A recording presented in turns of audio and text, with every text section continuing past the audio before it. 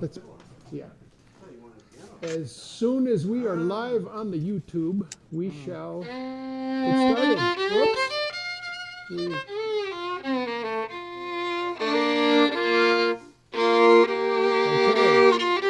You're live. Hello, everybody. 6 people waiting to get in with us, and we are behind on letting people in. You are admitted. We are admitting folks. We don't even charge admission. We don't need to ask for your ID card. You are in. Charlie, will you keep on top of those admissions while we sing you a song? Good morning, everybody. Say hello to Mr. Rob Flax. Hello. And my name is Dean Stevens. They call me the interim administrator, but I also call myself the fake minister and bottle washer and guitar player, which is what I get to do this morning. We have all kinds of different music, and I get to play once in a while, especially when Rob Flax is in town.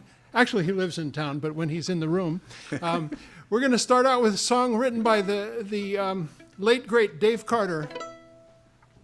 It evokes springtime. It evokes beauty.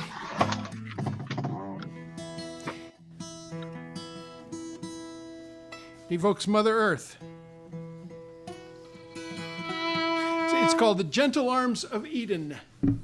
I'm going to bring our microphone right down between the guitar and the okay, here we go.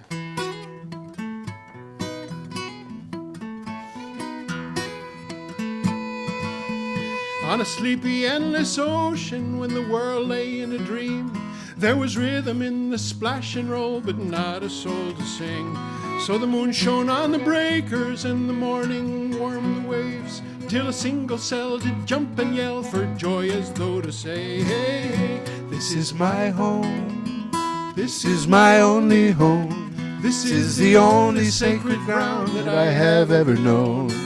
Should I stray in the dark night alone, rock me, goddess, in the gentle arms of Eden.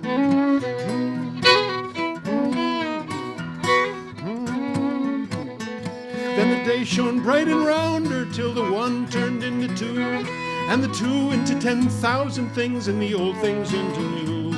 And on some virgin beachhead some lonesome critter crawled, and he looked about and he shouted out in his most astonished drawl, this is my home, this is my only home, this is the only sacred ground that I have ever known. And should I stray in the dark night alone, rock me, goddess, in the gentle arms of Eden.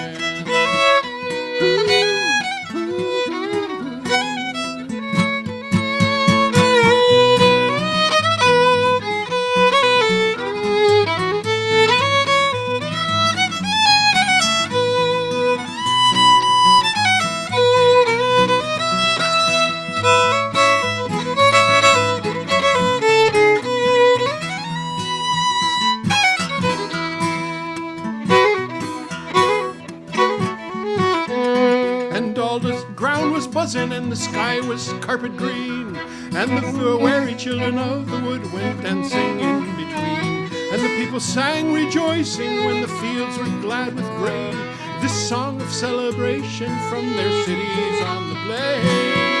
This is my home, this is my only home, this is the only sacred ground that I have ever known. Should I stray in the dark night alone, rock me, goddess, in the gentle arms of Eden. But there's smoke across the harbor, and there's factories on the shore, and the world is ill with greed and will and enterprise and war. But I will lay my burden in the cradle of your grace, and the smiling beaches of your love, and the sea of your embrace. This is my home, this is my only home, this is the only sacred ground that I have ever known. Should I stray in the dark night alone, rock me, goddess, in the gentle arms of Eden. Rock me, goddess, In the gentle arms of Eden. Ooh,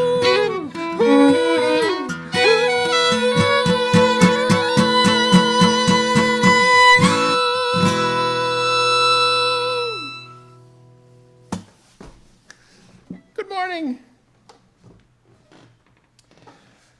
Rock me, goddess, in the gentle arms of Eden. There's beautiful, gentle rain falling on the skylight above us, and we have our backdrop full of wonderful things, mostly from Crystal Rollins Jackson, our publications and art director and office manager. Crystal designed the poster that's right behind my head. We think about that on this day because of the verdict that just happened, and we say their names, all of them, over and over. And we will not forget. And we will make that right. Also behind is the banner on that side that is our community church banner that Crystal designed. In the middle, this one is the plaque to Sacco and Vanzetti, which Crystal did not design. That one is designed by a very famous sculptor named Gutzon Borglum, who also did that disaster called Mount Rushmore on sacred Lakota land. But Gutzon did this Sacco and Vanzetti plaque as well. That is something I'll maybe talk about more a little bit later about different news that's happening with regard to that plaque. We light this candle to all of you, saying over and over that someday we'll be together, and yes, we will. And we want to let you know that slowly we're making this auditorium open to people who want to come. If you're fully vaccinated and you feel the urge and the safety of coming to join us, we're going to keep on having Zoom programs, but they will be also projected onto the wall of the auditorium. And we hope that this becomes a regular part of what we do to both beam in speakers from wherever they are, as well as broadcast to audience wherever they are. It's a wonderful possibilities, and I hope that really becomes a part of our goal to make that happen, to make this a nationwide and worldwide phenomenon, this thing every Sunday morning at 11 a.m. Eastern Time.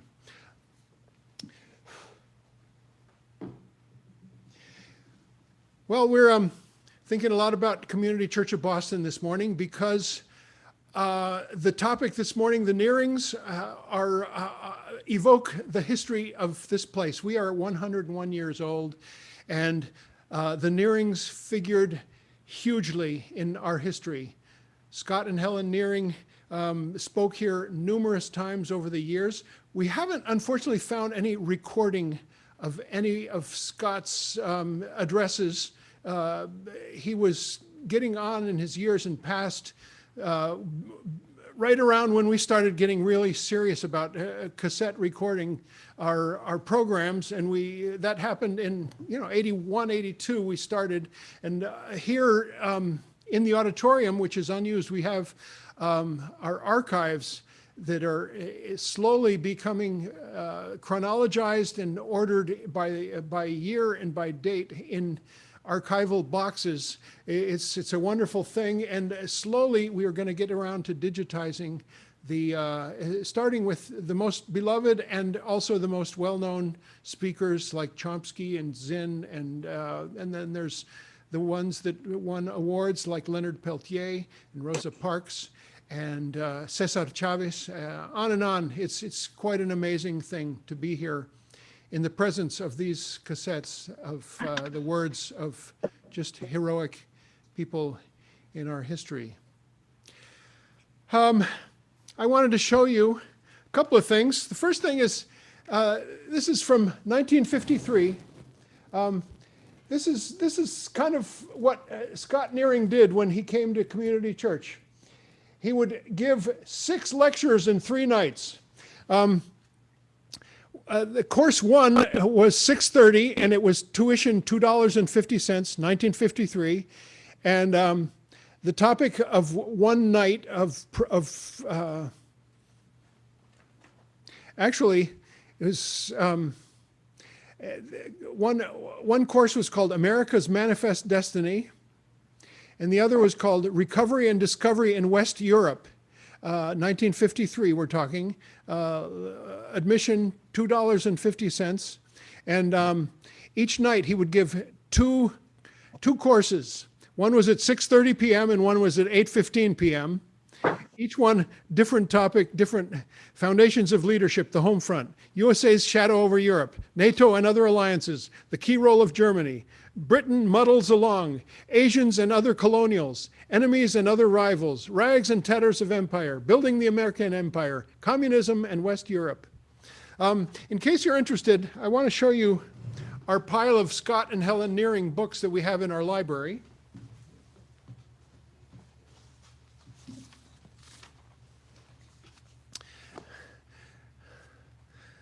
The Good Life in Bad Times, Scott Nearing, Apostle of American Radicalism, The Good Life album of Helen and Scott Nearing, Continuing the Good Life, and the Maple Sugar book by Helen and Scott Nearing, and finally, Loving and Learning the Good Life. So, wonderful gang. I really am looking forward very much to trying to make it in our schedule up in Maine. My wife and family and I spend a couple of weeks in Maine every summer at a festival that we help run, Swans Island. And on the way is this, I think Greg can tell us what it is, the Good Life Center in Harborside, Maine, that is their last home where they had their projects, entertained thousands of people for learning about their good life. Anyway, that's my pile of Nearing books. I also want to move to another pile of books.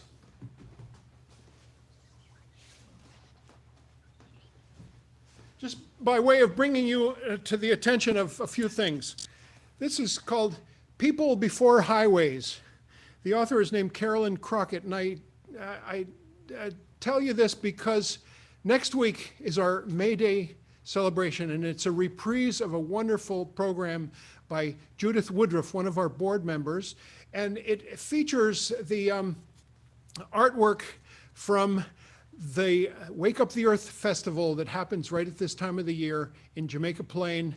And it also features the activism of a certain Femke Rosenbaum, who helped with this most amazing activist project in the late 60s, early 70s of the highway into Boston to be Route 95 shut down. And it was this enormous victory. And now instead of a huge mega highway through there, we have the Southwest Corridor. And we have Femke Rosenbaum to thank for that, and I'm ever grateful because it affected the city or the neighborhoods where a lot of us live: Jamaica Plain, Roxbury, Roslindale, Hyde Park. So we'll talk about that next week, and we'll see some of this incredible artwork. So this next one is called Mount Rushmore, and it evokes that plaque back there, Gutzon Borglum's plaque. And I want to tell you about an initiative that, with the passing of Bob Datilio, his picture is somewhere back there on that altar, as are his ashes. There's a new, renewed initiative to take that plaque and make a copy of it in bronze and put it in a public place, probably in the North End, where the Italian sector of Boston mostly is.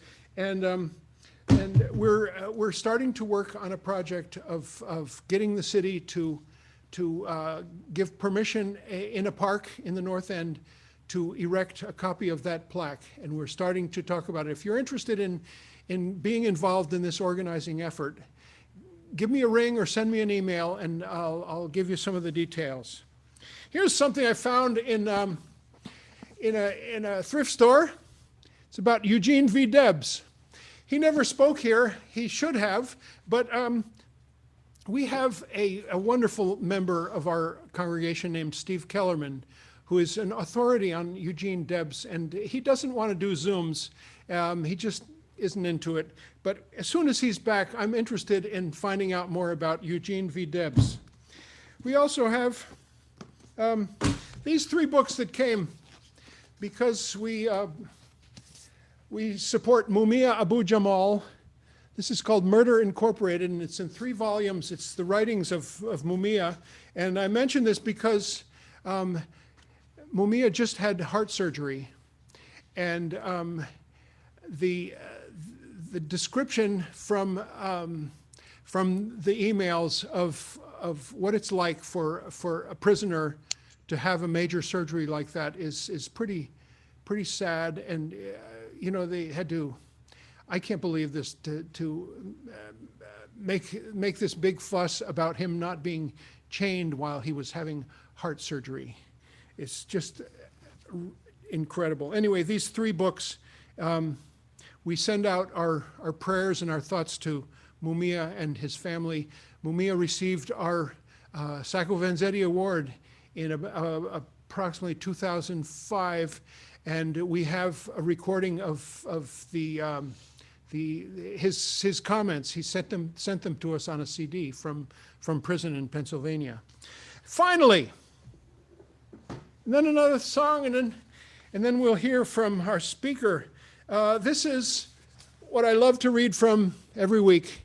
Eduardo Galeano, my favorite Latin American author from Uruguay, and this is called Children of the Days, and it's got an entry for every day of the week and the year, and this day is called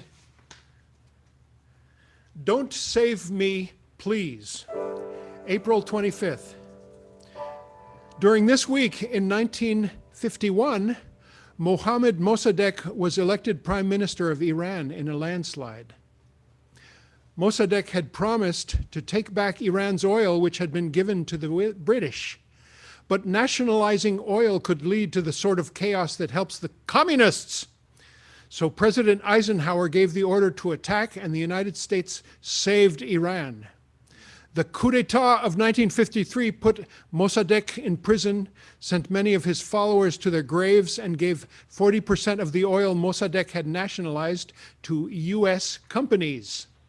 The following year, far from Iran, President Eisenhower gave another order to attack, and the United States saved Guatemala. A coup d'etat toppled the democratically elected government of Jacobo Arbenz because he had expropriated the uncultivated lands of the United Fruit Company. Expropriating land could lead to the sort of chaos that helps the communists. Guatemala is still paying for that act of kindness. And I will add that Iran is also still paying for that act of kindness. Eduardo Galeano, Children of the Days. Rob, let's sing another song. This is a beautiful number that Rob just wrote, and it's on his website. You can find a lot more about this amazing wizard of multi-instruments and wizard of multi-electronic toys and internet media. It's wonderful to have Rob join me here at Community Church on occasion. It's always a pleasure, and especially this song. Thank you, Dean. I want to just briefly say that I like too many things. And so when I'm switching instruments and switching back and forth between things, it's because it's all fun. I'm all about growth. Continuous outward growth in all directions is my mantra, my worldview. Call it COGIAD for short. In all directions, hopefully more up than out. Typically, yeah. I mean, I've been putting on some pandemic weight, so maybe some out. Anyway, here's a song that I wrote and released. It's my latest single. It's called Ex Tenebris Lux, means out of darkness light in Latin. And there's a part where you could sing along. We won't hear you, but you can. It'd be nice.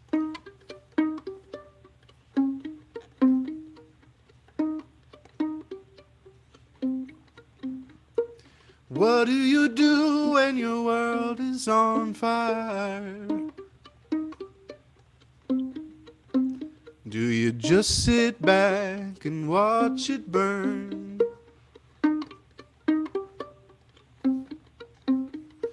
Smoke is rising higher and higher.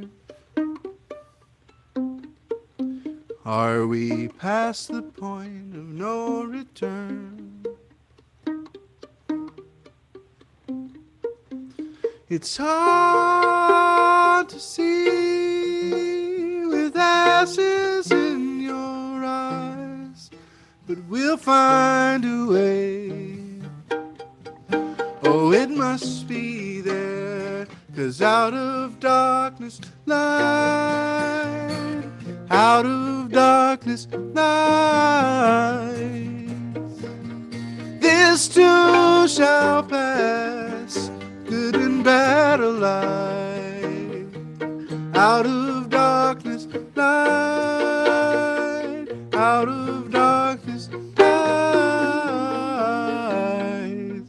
We can make it out together, so I'm asking you to put your hand in mine.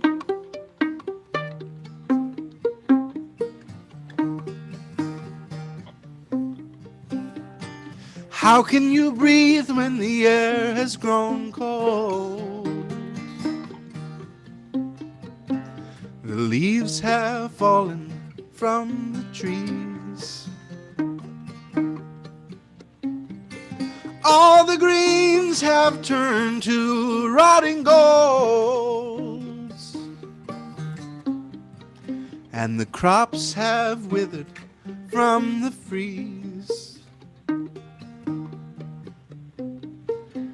The ground is hard, but the roots will be alright.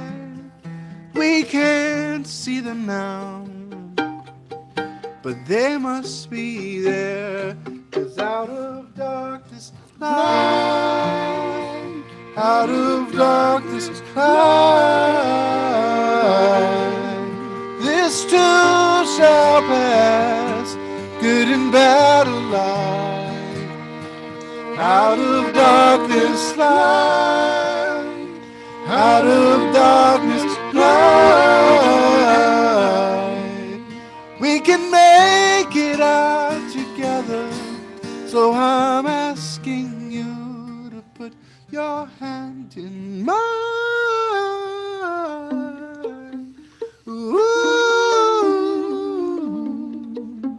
ooh.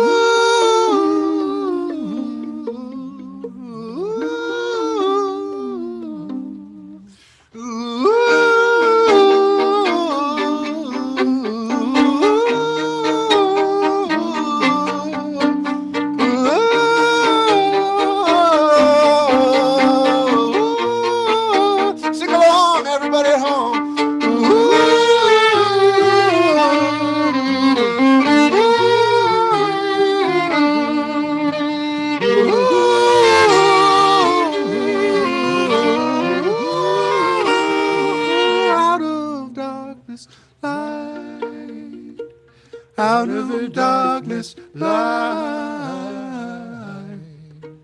This too shall pass, good and bad alike.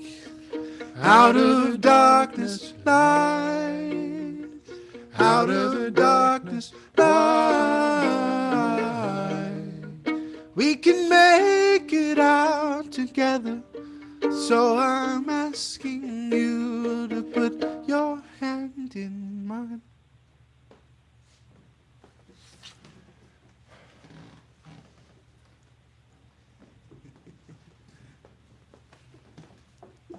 Thank you, Rob. Beautiful, beautiful song. So we're going to get on with our program by telling you a little bit about some documents.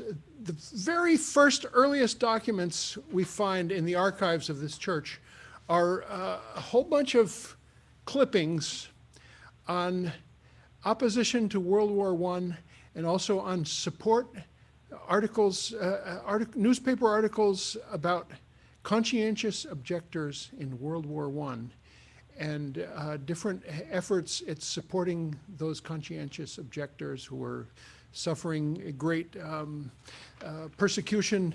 And among them, I mention this because Scott Nearing fits right in there, and we're going to hear a lot about his sedition trial in 1919 or so, and it's an amazing thing, and just like I'm very much looking forward to Greg telling us a lot more about Scott and his early days, so we can learn and we can add this to our archival record on these shows that we're doing. Oh, I just found what I was looking for, which is a little biography of Greg. I found Greg on a YouTube presentation that was at this center in Harborside, Maine. He gave a talk, and you can find it yourself, about this sedition trial of Scott Nearing. But here's a little bit about Greg. Greg Joly. Joly. He'll tell you how he pronounces his name. It's the first time we've met visually. So, Greg, thank you so much for being part of our program this morning. He homesteads with his partner on 20 vehicle Vermont acres in the same town the Nearings began their Vermont experiment 90 years ago. He is a carpenter, stonemason, sawyer, letterpress printer, depending on the day's weather. For the past 30 years, he has been collecting, interviewing, and writing about the Nearings. Since 1997, he has been on the Board of Stewards at the Good Life Center in Harborside, Maine, the Nearings' last stone house, and has also served as board chair while continuing his international duties as chair of the publication committee. Greg Joly, thank you for joining us. Thank you for inviting. Right. Okay, so here we go. I'm going to cover 110 years of history. So let's start with Scott, who was born in 1883 in a small coal town in central Pennsylvania known as Morris Run. And his grandfather was basically the czar of the town. He ran the town. He was the law. When he was in his teens, Scott worked in the mines, and he also ran the lumber yard for his grandfather, because the coal mines had their own sawmills for all the bracing that was needed in the mines. So Scott worked for his grandfather. He was quite a taskmaster. Scott was the oldest of 8 children, and when he got to his early teens, the family moved to Philadelphia in order to get better education for the children. He ended up going to the University of Pennsylvania and got his doctorate there in 1908 in economics. And his area, or his study, his thesis, was on anthracite coal mining. And while he was there, he got very interested in the teachings of a professor there named Simon Patton, who had developed the idea, the theory of abundance. And the idea behind that basically was that we, as a human species, had come to a point in our technological development that there was no reason for anybody on the face of the earth to go without food, shelter, clothing, or healthcare. The only reason that those things were not provided universally was because of the economic system that was imposed on top of it. And that economic system, we would call them the 1%, the people who controlled the jobs, the money, the investments. So when Scott was moving forward with his studies and moving towards his doctorate, Patton told him, okay, you can pretty much study anything you want in the field of economics, except the distribution of wealth. It's the third rail, don't touch it. That's what Scott did. That became his almost exclusive area of interest in anything that he looked at, whether it was copper mining, coal mining, steel, chemical, petrochemical. He was very interested in that area of where was the control of the economic means of production, who had it, who didn't, and who suffered because of it. So he was also involved at that time in the early 19-teens, you're talking 1912 to 1915, in a child labor group, which was going around looking at child labor in all these various industries, because at this point, there were really no child labor laws. And he, having been brought up around a coal mine, knew of the conditions of the workers because he lived around them, and he knew how boys as young as 9 would be put on the breakers. And the breakers were basically, the coal would come up, it would be dumped out on an angled incline and basically shaken down. And the boys would sit above this screening mechanism and pick out the slate by hand for 12 hours a day, 6 days a week. So Scott was very well of the child labor conditions. And over time, he developed his teaching style by also going to Temple University and getting a degree in rhetoric. And he became a very famous debater. And he would end up debating people like Bertrand Russell and Clarence Darrow, Schlegelman. He would do that from the teens right up into the 30s, when that was a very big circuit. So going back to his time at the University of Pennsylvania, he ended up being an assistant professor of economics at the Wharton School of Business. And he was the most popular. He had the largest classes of anybody in the department. And one of his teaching aids that he used was a board game called Landlord, which was and became Monopoly. And his point of using that board game, Monopoly, was to show exactly what we were talking about. What happens to the distribution of wealth when it gets concentrated into the hands of the 1%? And instead it became a board game, where his point was that it was showing the rot in the system in a very tangible way. So he was doing this work. In 1917, he went to Chautauqua. No, 1915, he went to Chautauqua, the summer speaking series. He had been going there for about a decade. He was a popular speaker there. And he got notice from the University of Pennsylvania that his services would not be required anymore. He had been refused a full professorship and by the board, and the board was loaded with coal magnates, steel magnates. Think of Pennsylvania and the industrial nature of the early 20th century there. And those were the people who were controlling the school, and they kicked him out. From this, there was quite an uproar among the students there. And they petitioned and they tried to get the board to change everything. And it became quite a cause célèbre. This is the first time that Scott really becomes nationally known. It's in all the newspapers. There's photographs of him. There's extensive articles about him. And it's the beginning of the academic freedom movement. Scott did not get his teaching position back at the University of Pennsylvania. However, it was the bedrock on which people moved forward, where the professors said, we should have a right to speak what we believe is truth and teach the way we wish to teach without the interference of oil magnates or people who, quote, control the school. So he ended up at the University of Toledo for 2 years, and he ran the social sciences department there. And he was popular again. One problem.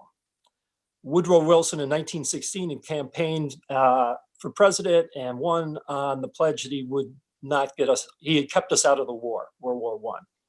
And then almost immediately after getting out of the election, he moved forward to get into the war. And there was a whole movement called the Preparedness Movement through 1914 to 1916-17, where the preparedness movement was basically building up our armaments and also he was starting to get a lot of pressure from financiers such as J.P. Morgan and his ilk, who had invested a lot of money into the British nation, and they were in trouble by 1516. So they were worried about their investments. So they basically wanted the United States to use its military to protect their personal investments. Sound familiar? Time-honored way of going. It really began during the Gilded Age, going back post Civil War in the United States. And as Prime Minister Palmerston said, the flag follows the investor. So basically, if your money's out there and you have power and you're not liking what's going on, you have the government do your dirty work for you. So Scott was very aware of this. And he was, while Wilson was going around trying to talk up getting into the war, there was a shadow tour behind him speaking to peace. There was a big peace movement at this point.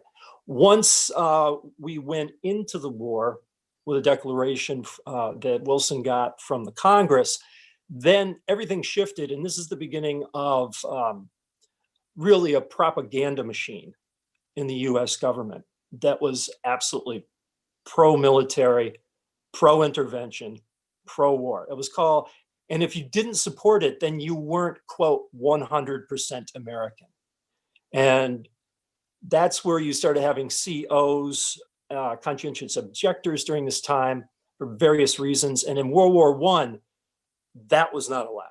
So they were treated very badly. Because of Scott's stance against the war, he wrote two pamphlets. One's, what was it? The Menace of Militarism. And the second one that he got into trouble for, and this is the Sedition Trial coming up, was a book, pamphlet called The Great Madness. And this is a photograph. It's not from 1917, but this is a photograph from 1928, and this is in Boston.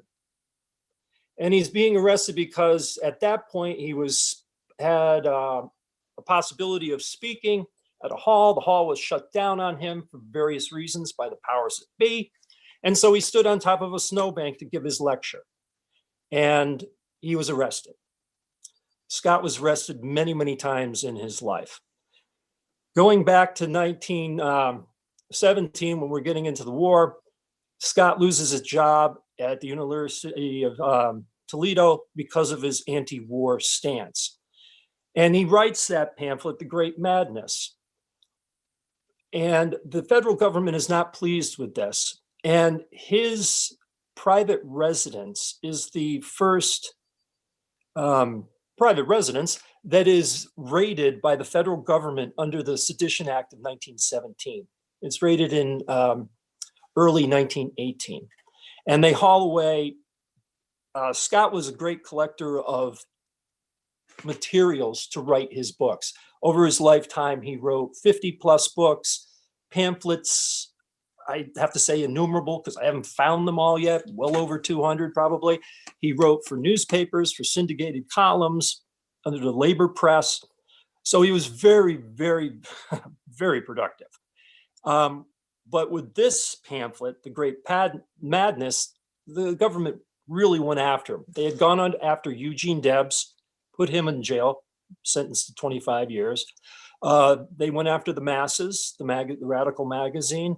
All across the country, there are all types of these types of trials and everybody pretty much went down. They went to jail and they had large fines against them also. Scott goes to trial in February of 1919.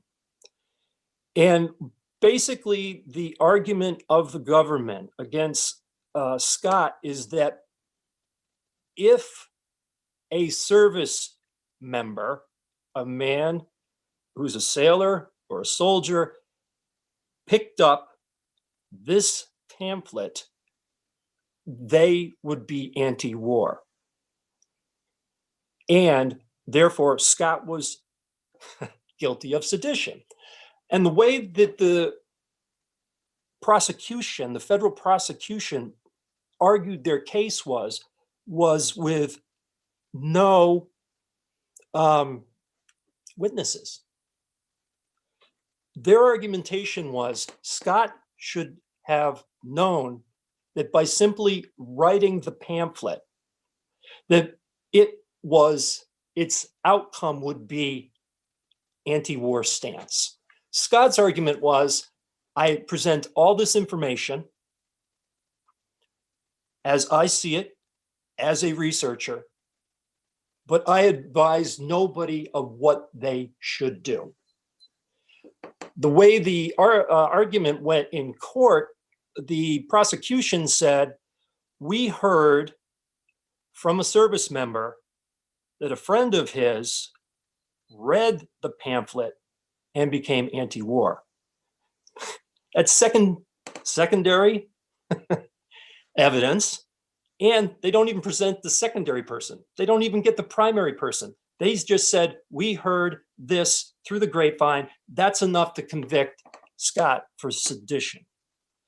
What I'd like to do is, one of the things that Scott was brilliant in his writing is whenever he was arguing a point which was considered leftist, progressive, radical, what he would do to back up his point was he would quote from right-leaning publications to bolster his argumentation. In this case, one of the two instances that I like to give is, number one, The Great Madness, the title of the pamphlet, comes from a speech by Woodrow Wilson. And throughout the pamphlet, he constantly quotes Wilson, talking about how disastrous it would be for the United States to get involved in the Great War. So that's part of his argumentation. The other argumentation that Scott uses is from publications such as that radical one called Sea Power, a Navy League magazine. And in that, Scott quotes 5 things that the Navy League, which is pro-preparedness and pro-war, but they have these 5 points, and these bolster exactly what Scott was talking about. Number one, that most modern wars arise largely from commercial rivalries. Territorial spats, the 1% protecting its profits, basically. Number two, that we are now seizing the world's trade. We're going to seize it because we have our military backing up our private investors. 3, that the following the present war, there will be the most dramatic readjustment in our culture's history, and the most dangerous rivalries will arise. In 1923, Scott writes another pamphlet. It's called Oil and the Germs of War. One of the things that happened was, because Scott was interested in coal, he noticed during the First World War, because of the weight and transportation issues around coal, that the military was moving over to oil. Higher BTU output, more energy for less storage space and weight. So Scott was right on top of these technological, economic issues and how they infected, I'd say infected the general population. Number 4, that the US will be the storm center of this disturbance, this social upheaval, not only on this, the social upheaval, but really from the economic reshifting that was going to go on throughout the global economy, and the way we used our military to support our global economy. Now, remember, in the teens here, one of the things that happened after the First World War was the breaking up of the German holdings in Africa and in the Middle East. And so there was a whole power restructuring there as the French and the English moved in there, and the United States also. So you can see how this is really building, and he's paying attention to it as it's happening in real time through these publications, which are right pro-war leaning. And the final thing that this Sea Power magazine says, and that consequently It is our duty to guard ourselves against these dangers while there is still yet time. Before World War I, there really was not much of a standing army in the United States. With the draft coming in for that war, that's where the standing armies really began. It's also the beginning of a nascent national surveillance apparatus. And this is around this time when Scott's on the Sedition Trial. One of the people who is paying close attention is J. Edgar Hoover, who in the mid-20s will develop into the director of the FBI and rule over it for 50 years. Throughout those 50 years, anything of Scott was under surveillance all the time Hoover was in. I saw a letter, I've got Scott's FBI files. I saw a letter in 1973 that Hoover got, and it asked, Scott Nearing just turned 90. He's not really an effectual radical anymore. Should we still be surveilling him? And Hoover said, once a radical, always a radical, and kept the surveillance on him.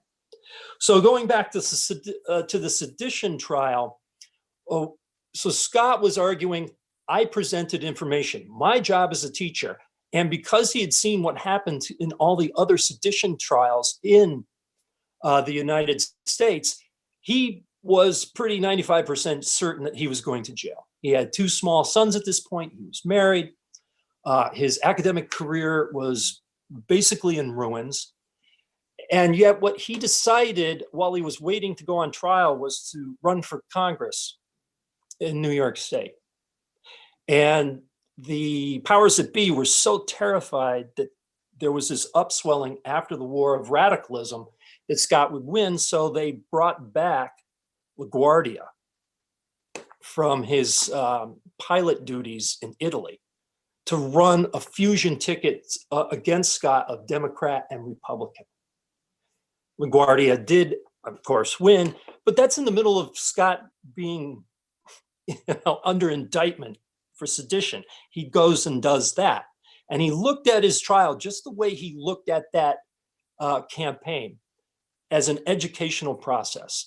It was a public space that he could use in order to get his point across. And when he got on the stand at his sedition trial, instead of backing off, what he did was, he said, okay, let's read the pamphlet. And so they read the pamphlet all the way through in court. Scott would stop at certain points to elucidate more clearly what his argumentation was, where his materials came from. And he went forward from that. At the end, his lawyer did a summation, Mr. Stedman, but Scott also did a summation. And it's, I would suggest to anybody to go out and find it. One of the things that Scott says in his summation is, if democracy means anything, it means that the majority of people control the conditions of their own life. In the United States, a tiny minority controls economic affairs. And so long as one small group of men own the jobs, own the products, and own the surpluses of industry, so long will the majority be unable to secure justice. This is the middle. He did not hold back at his trial in his summation. I care not for the prosperity of this country if we are going to have gag rules. I care not for the wealth of this country if we are going to be forbidden to have free speech and an opportunity for expressing our minds and expressing our opinions and discussing the great issues that are before us. What happens to one of us is incidental to the great question of what happens to all of us. I have done what I could, and for the time being, the matter is in your hands, the jury. It was, I think it was a 5-day trial. As I said, the prosecution presented no witnesses. Scott was on the stand the longest of everybody. I think he was on the stand for 2 days, if I recall. And one of the things is Scott was so eager to have his say, to speak his mind, to make his point. One time, his lawyer, Scott's lawyer, said, "Your Honor, will you stop the witness from answering this question?" And the judge said back, "Mr. Nearing, do you wish to answer the question?" Scott said, "Yes." And judge said to his lawyer, "If you cannot control your client, I'm not going to do it." And then Scott said, "May I please answer the question?" And he goes on and answers the question. So Scott was very savvy in how he presented his case. And he was very, very clear that in order to be convicted of sedition, it would be the prosecution would have to prove that he had advised somebody to be against the draft, to go against the draft. And he had advised nobody.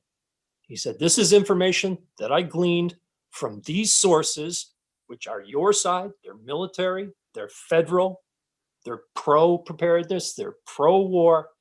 And this is what they are saying. And all I'm doing is presenting that information. So anybody being faced with the decision about whether to go into the draft or refuse it, it is a personal decision. I'm not advising, it's personal." It went out to the jury, and the jury came back and they acquitted him. They made an interesting split in the case. The publisher, the Rand School, was fined $3,000 for publishing seditious material. However, the material that they published, which was found seditious, the author was not convicted of sedition. So Scott was one of the rare individuals who won a federal case. And he was very fortunate just in the timing, because in November of 1918, the war came to an end, 11th hour, the 11th day of the 11th month. And at that point, the United States was tired of war. Europe was ravaged by the war. And so the war fever had toned down. On the other hand, the summer of 1919 begins the Red Scares, anarchist bombings, the Palmer raids. So Scott is wedged in between these two periods of American hystericalism, which we've lived through for the past several years and are living through again, just with what happened at the insurrection back in January. So he was very fortunate in that way. However, when you go into the FBI files, what you find is that he got off because of 2 votes. Now, this is going to sound very familiar to everybody. The prosecution in the federal constabulary that was moving on this case was all white male. The jury had naturalized citizens from Germany, from France, and 2 from Russia. And in the documents, these white individuals on the federal level were calling these folks the cosmopolitan, the urban, the questionable, the other, that didn't understand America and the danger that Scott presented to America. The 2 votes that were against bringing in a guilty verdict against Scott were from Russia. They'd gone through the pogroms in Russia. That's why they came to the United States, was to get away from exactly what they were seeing this government, the United States government, doing to an individual, railroading them through this military hysteria. So Scott got off because of those undesirables. And thank goodness for them. They understood what American democracy should be and acted accordingly. So after that, Scott really isn't employable. He does teach at the Rand School throughout the 20s, publishes pamphlets, continues to lecture extensively. He could go anywhere 200 to 300 lectures a year across the country. He was a known name Like I said, he debated somebody like Clarence Darrow. Clarence Darrow said an interesting thing. When he had 5 dates with Scott to debate night after night, and they debated one night, and Darrow thought, okay, good. This is the structure. This is how it's going to go. Next night, Scott came out with a completely different argumentation, and it threw Darrow off. And Scott on the third night changed it again. He really put Darrow through his paces. And in the end, Darrow said to Scott, you can't debate a preacher. Scott was, he had that degree from Temple in rhetoric. He had been a Sunday school teacher. One of the things that happened with his radicalization because of what happened during the First World War in the United States and to him personally was that he also stopped going to any organized church because all the churches became pro-war. And Scott said in a letter to a friend that he said, at this point, people would consider me an atheist because I'm part of no denomination. I'm not a churchgoer, and yet I'm the only one who's being Christian in my pacifism. So he's very clear. When he thought things through, he's very clear why he landed on these. So throughout the 20s, he's writing and lecturing, talking, and he's got a young family. The family situation isn't great. He had married Nellie Seeds, who also had a doctorate. Her area of education was children's education. And they had a separation after the trial. It wasn't working out. They never divorced. And in 1928, Scott met Helen. Scott was running for senator. He had a house in Ridgewood, and so did Helen. And Helen's dad asked, will you invite Scott over? I'm a Republican, but I want to hear what he has to say. It's part of the civic duty. Different type of Republicans back in those days. And so that's where they met. There was a 20-year difference between them in age, but they got along very well and slowly began a relationship. In 1930, Helen went to Europe to see friends. Helen was born in 1904 in Ridgewood, New Jersey. Her family was of the Theosophical Society. And when she was 20, about 1920, she went to Europe to study violin. But also she became more tightly involved with the Theosophical Society over there. And he beset and became a very close companion to Krishnamurti in his early years before he broke with the Theosophical Society. She ended up traveling in the late mid-20s to Switzerland with him, all went down to India, and then they separated, went their own ways, and Helen spent a year in Australia in 1926 with another Theosophical leader, Ledbetter, C.W. Ledbetter. She then sailed back in 1927 to the United States, went to her parents' house. In 1928, met Scott. The rest is history. They became a couple. 1930, she goes back to Europe. Scott's writing a book on war, asks if he knows of anybody who would be a good secretary. She sails back, and they become basically a couple at that point in 1930. And she types the book, and she'll type the rest of his manuscripts for the rest of his life until he dies in 1983. One time, I knew Scott's son, Bob Nearing, and talked with him, and he said an interesting thing to me once. He said, no Helen, no good life. Without Helen and the homesteading they did in Vermont and then in Maine, Scott would be just a radical footnote. His work in anti-war and radical economics are important, but he truly would have been a footnote.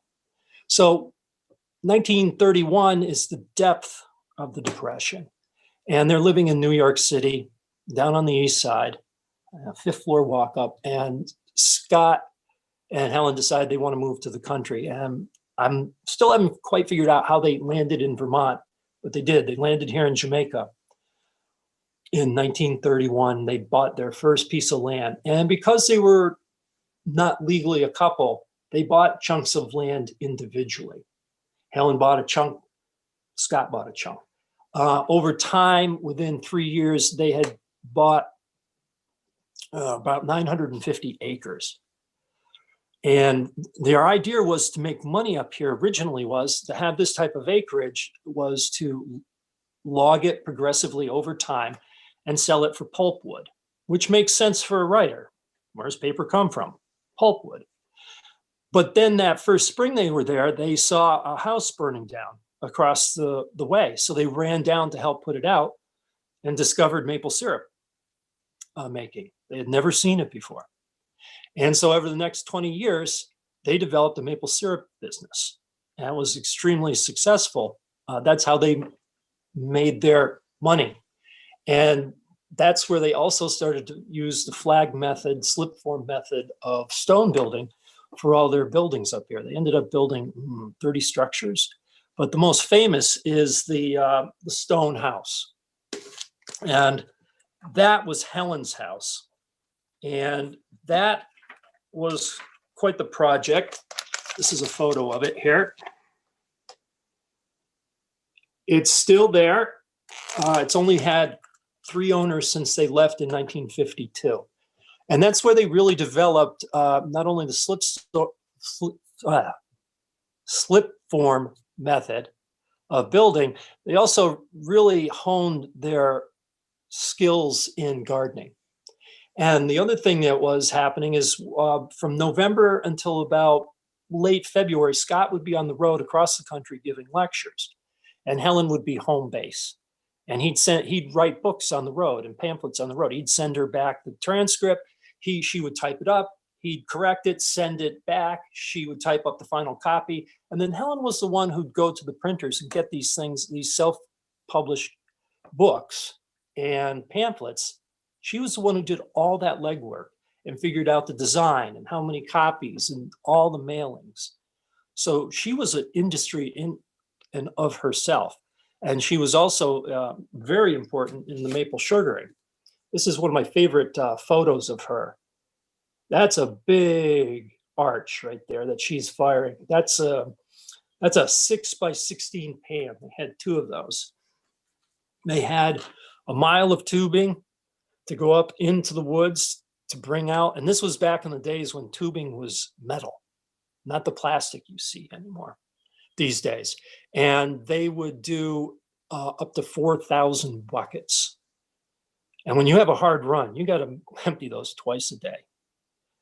Scott would be up in the sugar bush, emptying the buckets into the pipelines that would come down into tanks at the 2 sugar houses. And Helen was in charge of the boiling.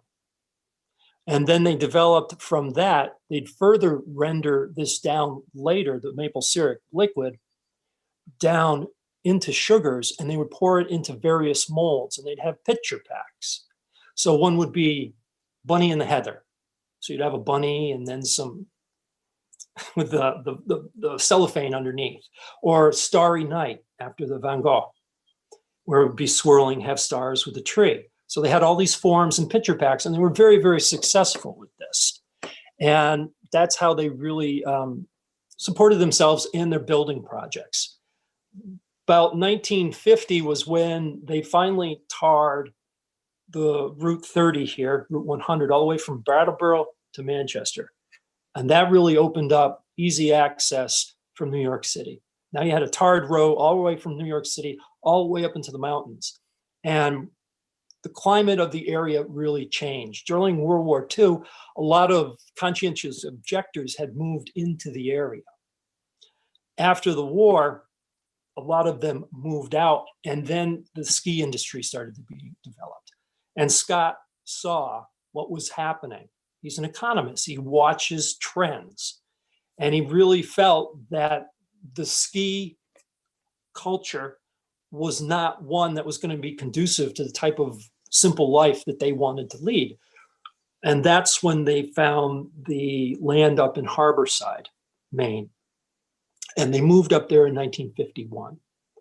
So that gives you a pretty overview of what happened here in Vermont. When they moved to Maine, they published their book, Living the Good Life, in 1954 by themselves. It was self-published under the Social Science Institute imprint.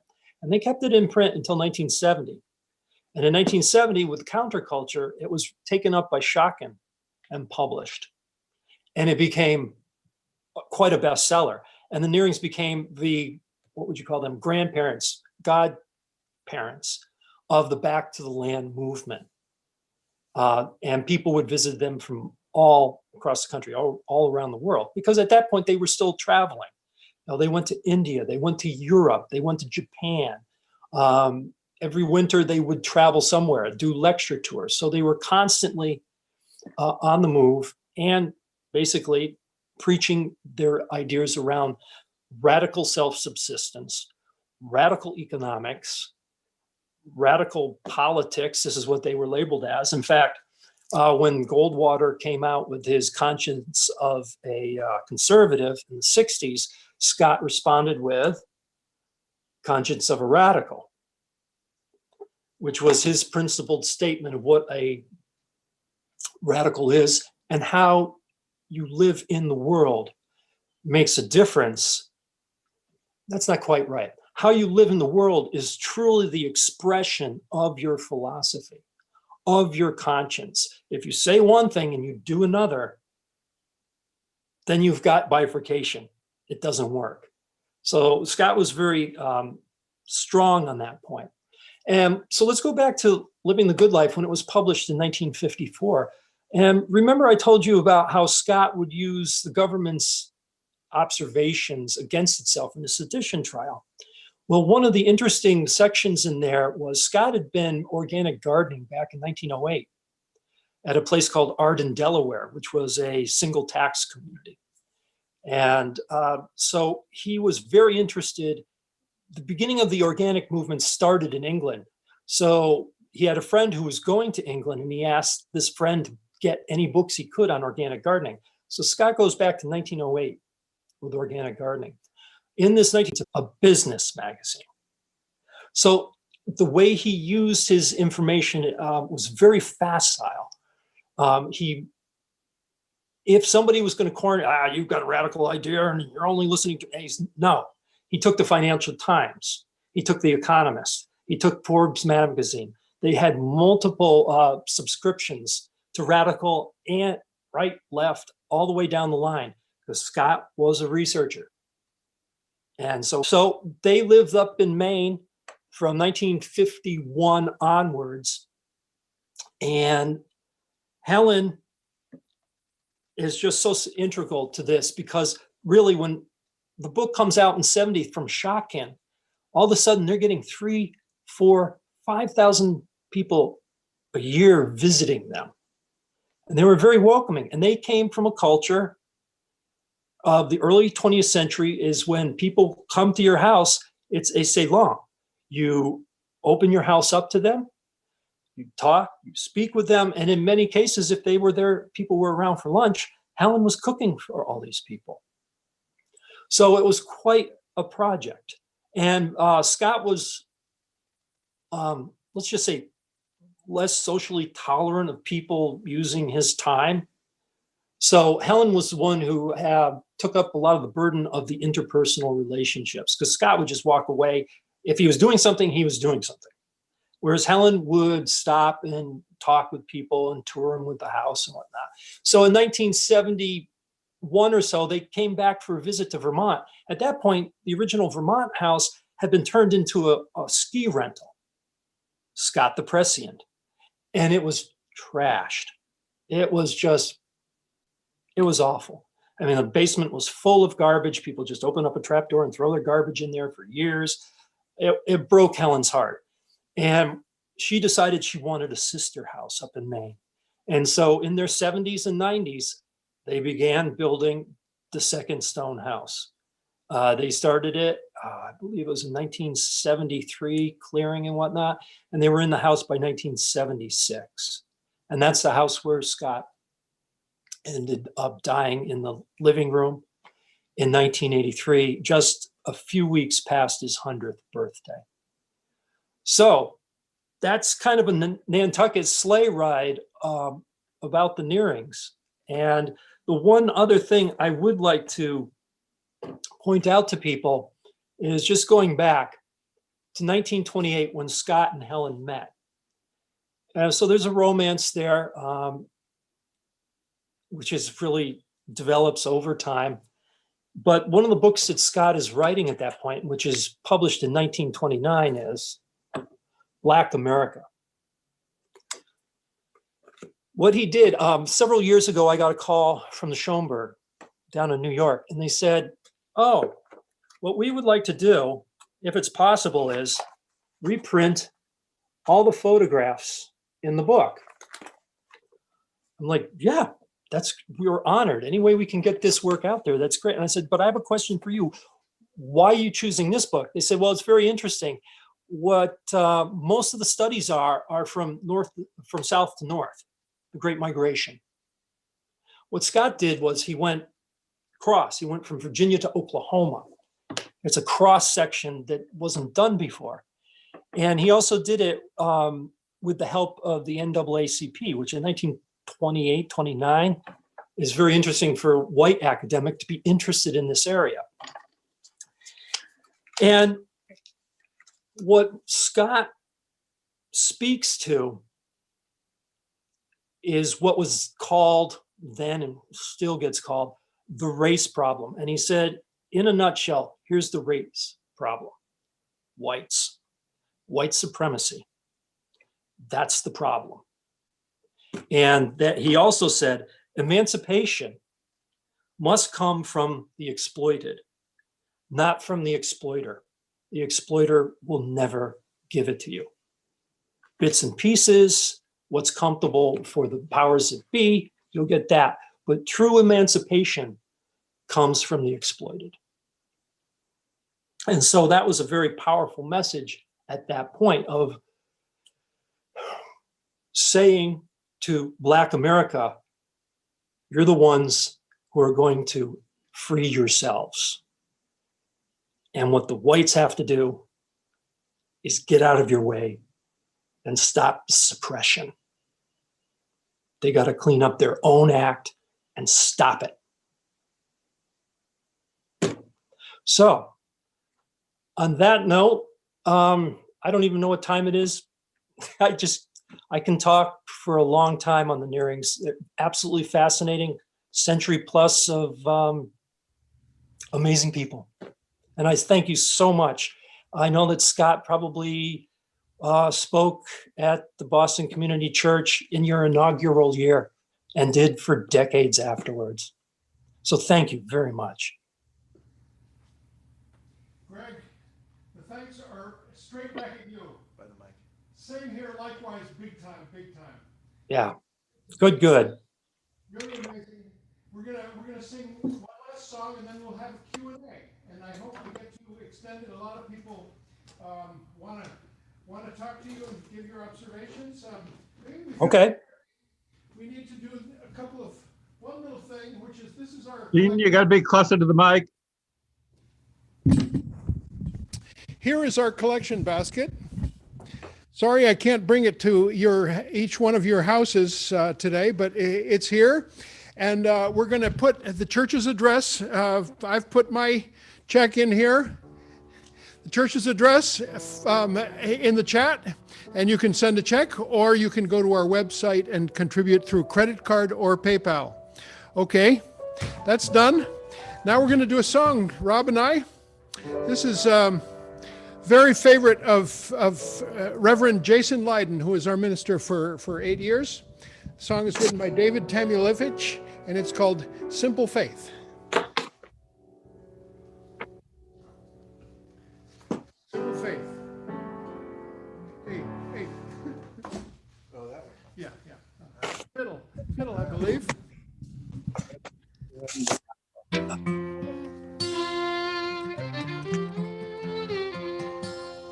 Here we go.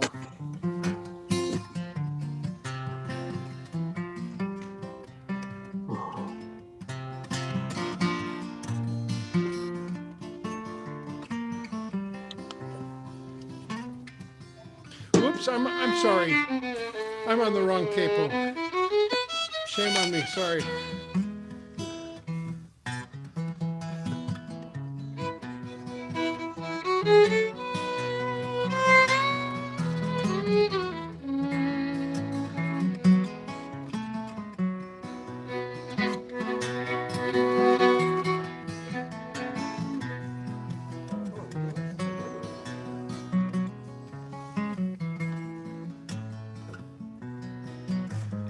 That's right. Ours is a simple faith. Life is a short embrace. Heaven is in this place every day. Hope is the ground we till. Make each day what you will. Thankful for dreams fulfilled every day.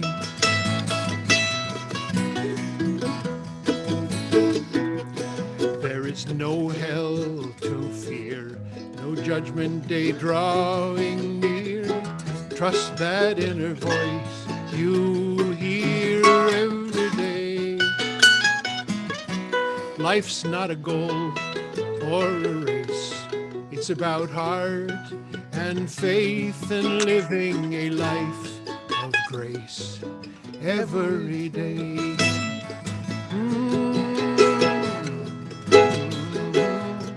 Ours is a simple faith. Life is a short embrace. Heaven is in this place every day. Hope is the ground we till. Make each day what you will. Thankful for dreams fulfilled every day.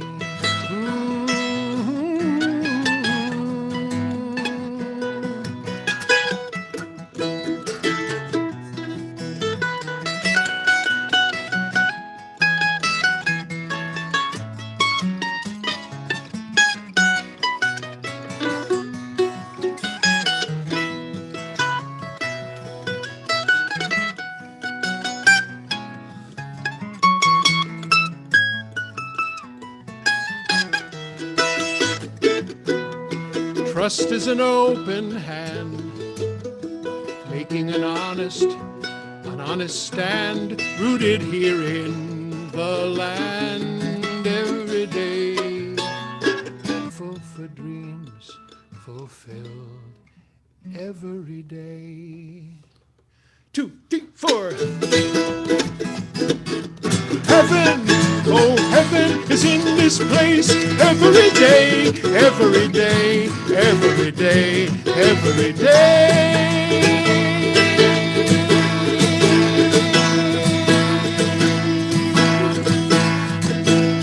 I can't stop.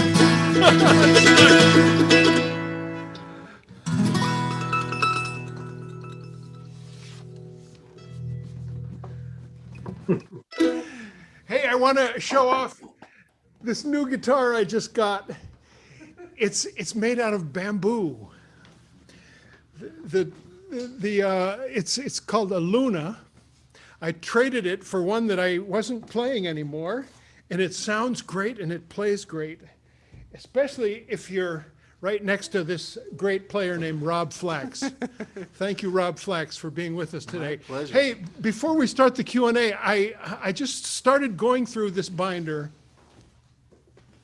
This is a compilation of everyone who has spoken at Community Church from 1921 to now.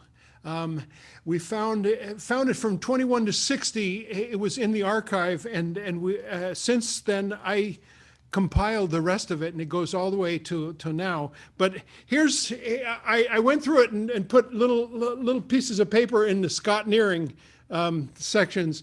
It turns out he spoke here just about every year from 1921. Let me see, when was the first time? No, not 1921. It started in, I'll tell you. I can find my glasses, you old man. it started in 1929-30 season. He spoke, and I'll tell you that there were 1,600 people in attendance. And I'll tell you that the topic, the title, I'll find it in a moment. The title was, now I can't find it. The very first time he spoke, unless he spoke in 1920.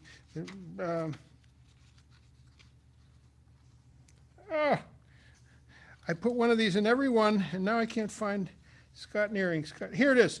The Ethics of, this might be a typo, communish, unless that's a word that I've never heard of. C-O-M-M-U-N-I-S-H.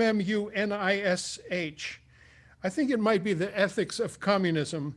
There were actually 1,900 people in attendance, and it goes on all the way through 1978, when he was like 97 years old, I guess, right? No, yeah. 95 years old, if he died at 100 in 1983. So that just gives you a sense of what it was. And during those early years, it was in Symphony Hall, and throngs of people would come. And he was pretty much a regular every year. And I was going to read you the titles, but I won't bother you with that. So that is just a little taste of the sort of impression that Scott Nearing made and the sort of important role he had at Community Church of Boston. There are, I'm sure, Greg, a lot of documents, including correspondence between Lothrop and Nearing, that might be of great interest to wherever his archives or papers are in repository.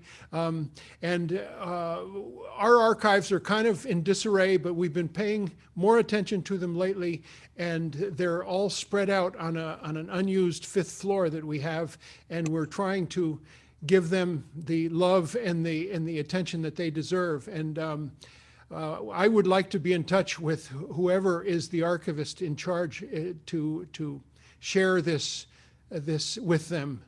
Mm-hmm. That's me. Oh, really? Whoa. Yeah. Come by anytime. And I, now that we have this connection made, I would like to, with others, be with that red flag, looking for Nearing documents and correspondences. Yeah, that'd be great. Where are the archives in Maine?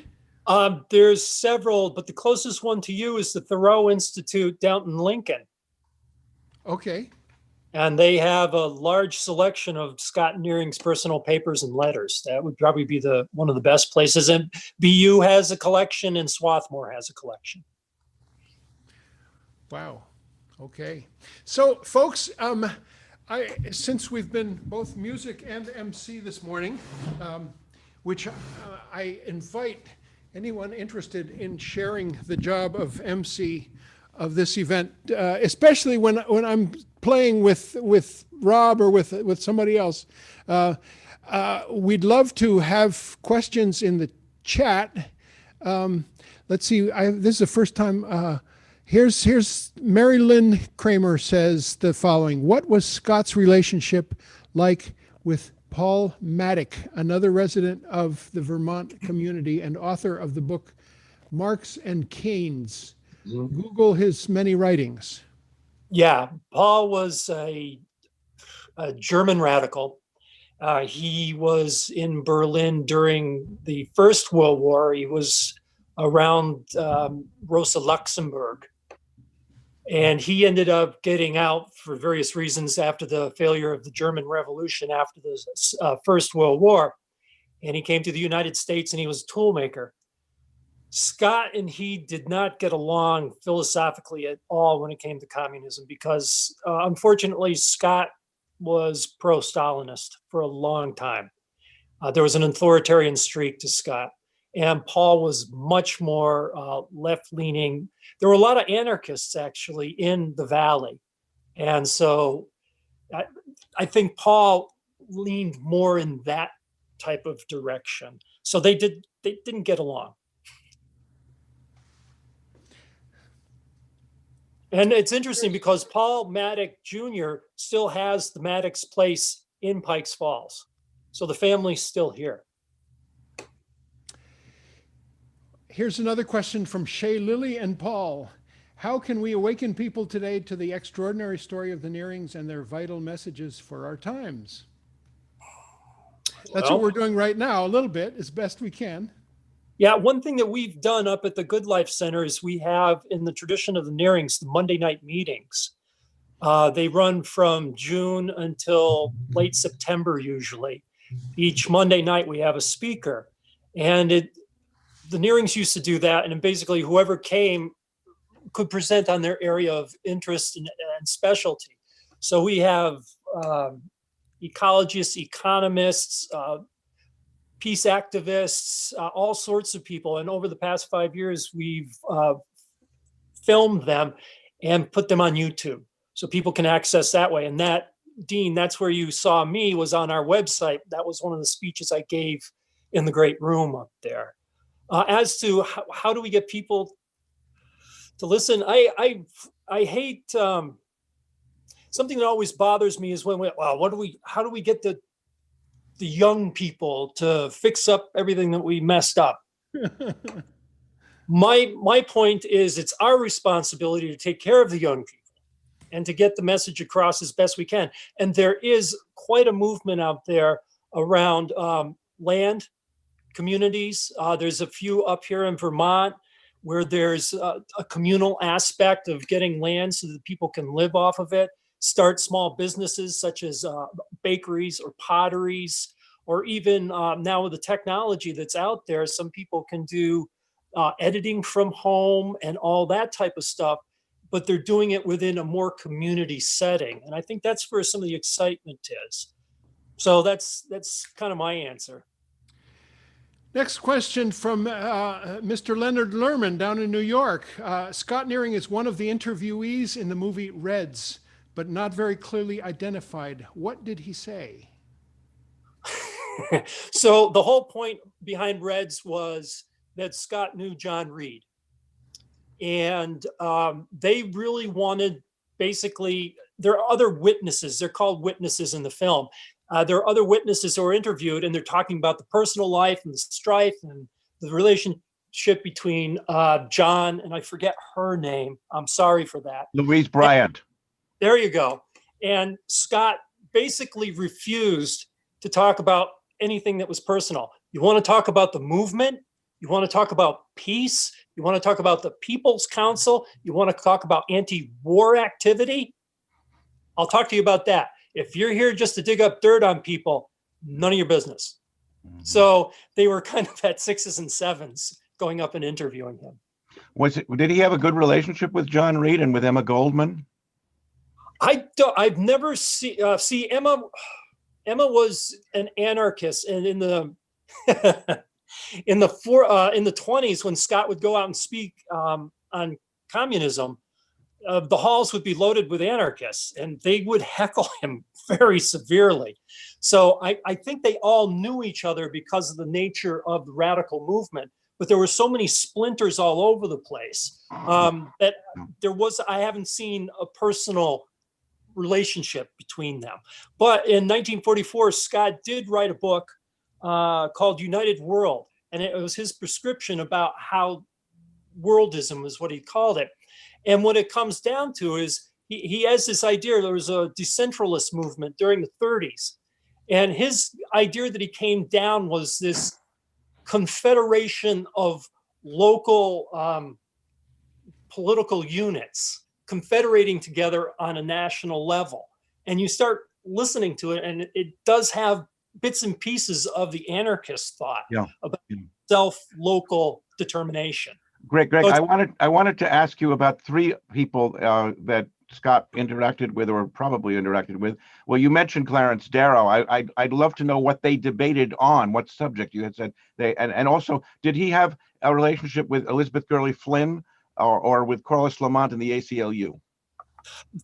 They knew each other, again, because they ran in they toured in the same circuits. Again, I have seen nothing in the paper, in the personal papers, of any type of contact, but they definitely knew of each other. And Scott's first wife, Nellie Seed, who was a radical educator, ran the Manumet School down in Pawling, New York, which was a progressive school, labor school. So there was a lot of people from the city coming up to there also. So there's all these interactions going on there, but I can't directly address, Talk about Darrow and what they debated. Oh, Lord. I'm trying to remember. I think one of them was the death penalty, which was interesting. And again, Scott would change it up, and he would definitely debate either side. If you go online and just look up, some of those debates had stenographers at them, and there are pamphlets out there of them. I just can't remember them right off the top of my head right now. Well, Darrow would never have favored the death penalty, having fought the Leopold Loeb case. Right. But Right. Scott could take either side, is what you're saying? He pretty much could, but I think he was pretty facile, and I think his argumentation for pro-death penalty would have been very satirical. Yeah. Interesting little sideline about Darrow is that we had a speaker, not as prolifically at Community Church as Nearing, but his name was Curtly Mather. Curtly Mather was a geologist at Harvard and very interested in the connection between science and religion. Curtly Mather was Darrow's science advisor at the Scopes Monkey trial. And you can find YouTubes where as a very old man, he's still reminiscing back about that. So that's our connection to the Scopes Monkey trial, is Curtly Mather. So let's see, do we have any other questions? Oh, I see. Is it Kevin there? Kevin, yes, Kevin, unmute. Unmute, Kevin. You must unmute before we can hear you, Kevin. Unmute. He doesn't know how. Alt A. The little microphone that's down usually on the lower left-hand side. Kevin. Nope, not yet. Not yet. Kevin, you've unmuted before. You know how to do this. Nope, nothing. Somebody has told me that there is way for. All right, here it is now. Okay. There you go. We hear you. I can. Finally, it's the large one on the left. It's not the one closer to the right. Okay. Okay. My question was, I was wondering if he had any comments about what happened during the Vietnam War, when there was a lot of student activism that was involved in the war, especially mainly in Chicago, involving STS, Students for Democratic Society. I was a member of Students for Democratic Society at that time. I was involved in the Chicago convention, the STS convention that happened at the Chicago Coliseum in there, and that was in the summer of 1969. And there was a split. I was just wondering if he had any positions regarding the movement, the anti-war movement involving the Revolutionary Youth Movement, RIM 1 and 2, or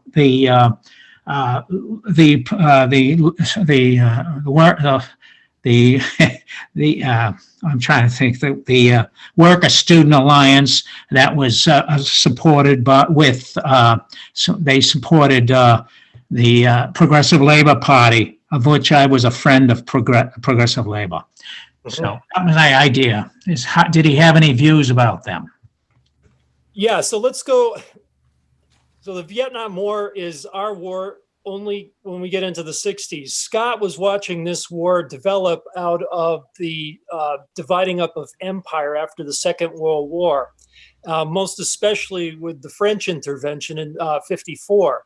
So the Monthly Review published something called World Events in the back of the magazine every month from 1952 to 1973.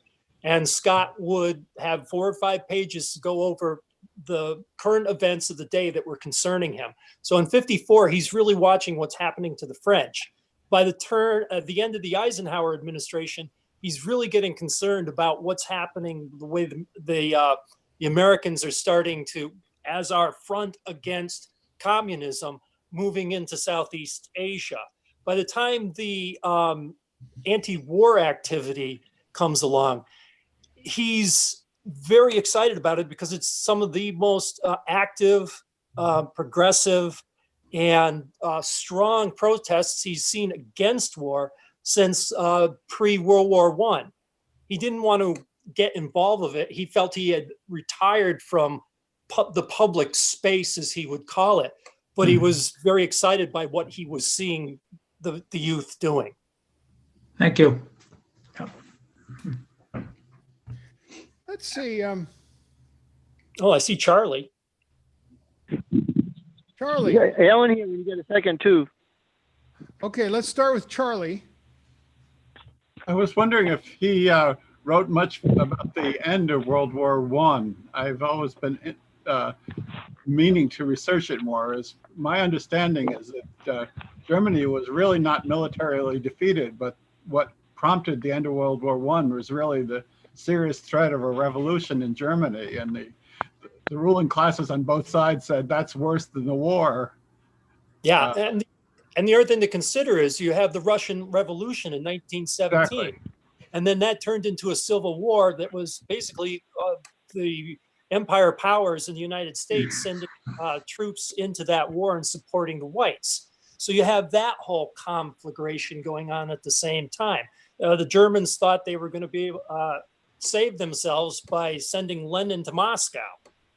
That really worked out for them. So yeah, there's this whole vortex of things going on.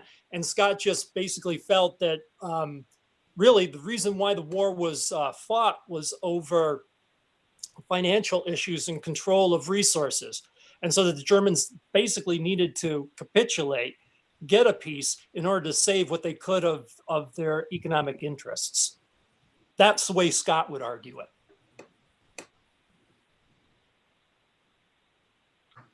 Hi, Alan here. Can I talk? Alan, go ahead. Hi, from Hi. Maine, from Yeah, pretty close to yeah, I'm in Maine. Yeah. Well, sort of. I'm a little north of there, but Greg, thank you very much for your talk today. We've met a couple times before at the Good Life Center. My Yep. name's Alan Clements. I'm a member of the church, so I recognize. Yeah, perhaps. So was it 2018 or 19 when you gave the presentation on the trial, which just absolutely fascinating. And I'm glad you talked about it at length today. This whole rational approach of speaking truth, really. And it was just a fascinating talk you gave. You mentioned before about connecting with youth and younger people, younger than, I guess everybody's younger than Scott, right? But anyway, I invite you to talk a little bit more about the Good Life Center and their mission and their success and what they do with stewards and so on, because it really is a wonderful connection with younger people, but just a really diverse group of people, younger people, and it still hosts visitors and so on, and it's a nonprofit that has been set up after Helen's death, and it really does some wonderful work. And just please talk at length if you like. So thank you. Yeah, I think so. In 1995, Helen signed over the house and all its holdings and intellectual property the Trust for Public Land for a 3-year period. And during that 3-year period, the board was developed and the systems were developed for the Good Life Center. And after 3 years, we became a self-standing nonprofit 504c3 or whatever that is. And since 1998, we've been on our own. Over that time, we have had anywhere from 2,000 to 3,000 people come to visit every summer. We're open from, again, June till October. One of the most, I'd say probably the 2 most important things that go on up there. Well, 3. Number 1, we take care of the Nearing's legacy, not just physical, but also intellectual. One of the things that I do as a publication committee person is I deal with republications of various titles. So I've dealt with people in England, Japan, Italy, France. There was a Dutch publication, but one of our most interesting areas is South Korea. They have republished 5 or 6 of Scott's titles. So it's interesting that there's really an international, the Nearings still have an international spread, and it's not just around the Good Life Center and the homesteading. One time I spoke with Helen LeConte, who was Helen's designated biographer, and she said that, oh, you know, really, the homesteading side of the Nearings is a red herring. They got famous for that late in their life, but really the point of the homesteading was to be able to have a radical life and to have the freedom of speech and the freedom to publish what they felt was the truth. That's the whole point of the homesteading, was to gain the freedom to have the freedom. So that's something that we try to put forward at the Good Life Center. And one of the ways we do that is we have on-site resident stewards, usually a couple. The big house, because of environmental and historical reasons, we can't use as a living space. We can use it for public gatherings and whatnot. But there's a small building off to the side, another stone building, which we have renovated into a steward's apartment. And they're there from the end of May until October. And we try every year to have a new couple come up. And that's been really great because of the community that's up on Cape Rosier, where Harborside is. That's where Elliot Coleman is. And Scott and Helen sold their land to Elliot and his wife, I believe Susan, when they first moved up there, for $3 an acre. Because that's what Scott and Helen bought the land for back in 1951. Because nobody wanted to live way out on the end of that peninsula. So there, over time, I think the Nearings had about 140 acres up there on Cape Rosier. And by the time Helen died, they only had 6, because as like-minded people came, they were willing to sponsor them by selling affordable land to them. So there's a community up there that the Nearings basically developed because of the way they wanted to live their conscience. And so there's that community there also, plus the Good Life Center. So it's a nice combination of what happened up there. And we do get a lot of younger people because there is a desire. Some people ask me, why is the Good Life still, I mean, that was written about something that happened back in the 30s and the 40s. Why are people in 2021 still reading this book? I think the reason why they're still reading the book is because it's really lays out a realistic way of doing this. It's not just, oh, we had an idea and it's lovely and we love nature. It's like, no, this is what you need to do. This is how you go about it. These are the areas that you need to look into. How are you going to feed yourself? How are you going to have some type of money coming in? Because you're always going to have taxes and you'll have health issues. So it's a very practical manual of how you can go about this intelligently. Because I've seen so many people go back to the land and, 3 to 5 years later, they're done. Because it's a grueling way if you don't have an idea of what it's going to take beforehand, to plan beforehand. And the Nearings were big planners. The Soviet Union had 5-year plans. The Nearings had 5-year plans. So I think that's one of the strengths of it. And I think a lot of young people still can come today and get a sense of the step-by-step nature of how to go about things. And they bring, what's wonderful about that though, is that they bring to us their interests that, because we're older, we don't really, might not know it's on their radar. And so it's an interaction of mutual education that's exciting. So that's the Good Life Center. Please, we'll be open this summer. We have all the COVID protocols, but you can be on the land. You can see the gardens. The gardens are kept up. The last garden that Helen had up there, we keep those. Any excess produce from there goes to the soup kitchen in Blue Hill. So we try to keep in touch with the community there. And we also have the Monday night meetings. August 1st, I'll be speaking on a pamphlet that Scott wrote back in 1921 on the Justice Department, which is really interesting. And it brings in, it's some of the first work I see him do on Black America. He ties it into the Justice Department. So that will be something that's going on. But visit our website, goodlife.org, and just watch for postings. And thank you for wanting to know about it, because it's an amazing place right on Orr Bay. It's a beautiful house and it's a beautiful site. And it's still has Scott and Helen's library there, which is a lot of fun to look through. So thank you. November. Could I do one last thing here? Of course, Greg. Speaking to the whole idea around community, when the Nearings were in Jamaica, they weren't the only people up here trying to live the good life. And so over the 30 years I've been here, I interviewed people who knew the Nearings or other alternate groups that lived up here, and the conscientious objectors that lived up here. My wife and I got our 20 vertical Vermont acres from World War II conscientious objector. And it was because our politics matched that he was willing to sell us 20 acres. But over the years, I collected a lot of stories and I didn't know where to put them. But there was a photographer up here named Rebecca Lepkoff. And I finally talked her into getting a book published. And it was through Vermont Historical Society. And this is the book.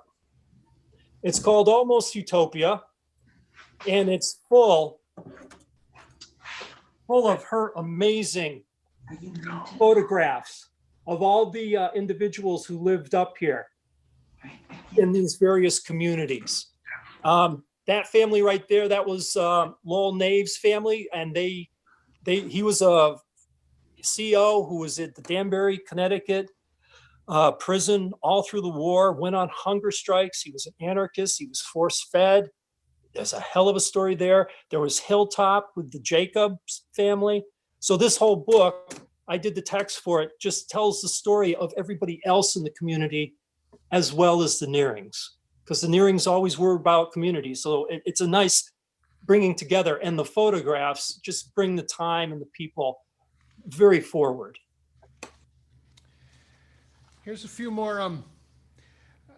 Scott Nearing in 1934 spoke at Community Church. There were 1,600 people there. And the topic was New Deal or New Day, question mark.